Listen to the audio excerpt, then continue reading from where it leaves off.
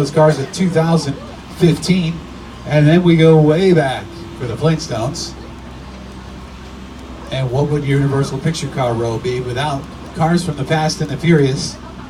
Fast and the Furious presents Hobbs and Shaw, hits theaters August 2nd. Pretty excited about that.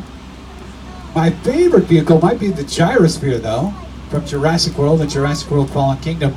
And you might be saying, Bill, why is there no glass on the Gyrosphere?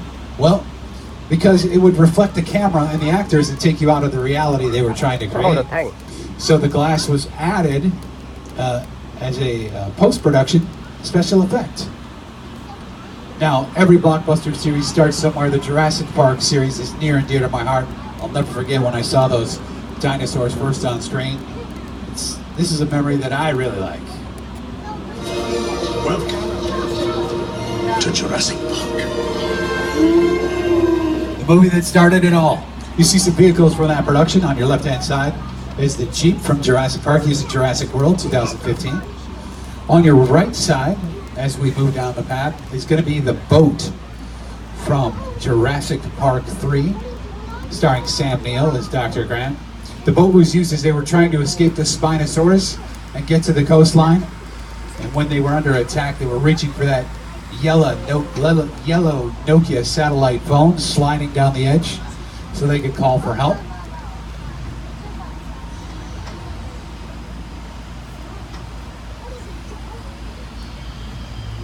Also coming up on the left-hand side of your tram is the mobile unit from Mobile Lab from the Lost World Jurassic Park. Looks like a doctor is still in there.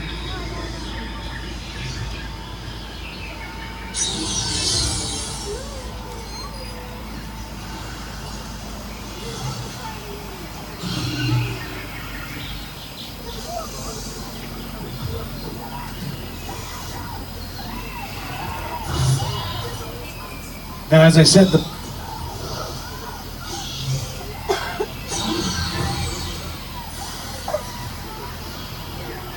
as I said, will it keep?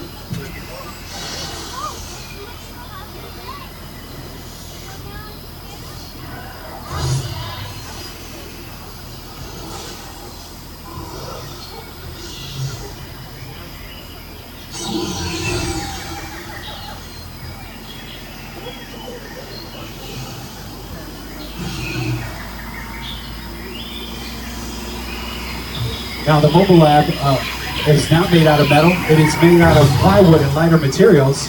And here's the scene that they used it for in the Lost World Jurassic Park.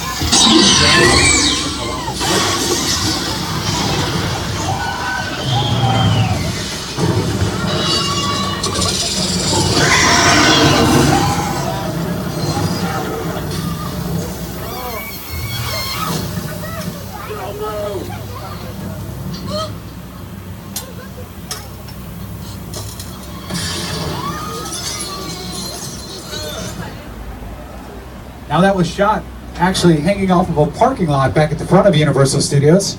Our greens department dressed it up with real plants and fake plants, and to control